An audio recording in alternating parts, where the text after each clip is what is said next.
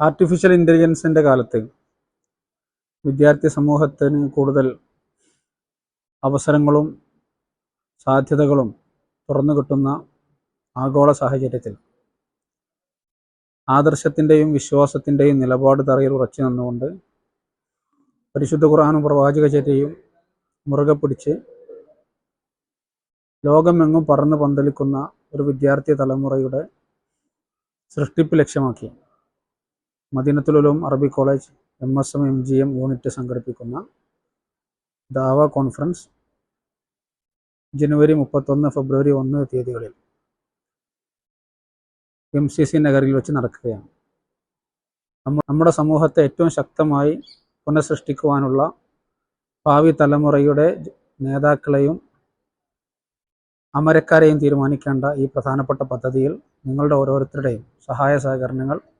പങ്കാളിത്തം, അതിലുപരി ആത്മാർത്ഥമായ പ്രാർത്ഥന ഉണ്ടാവണമെന്ന്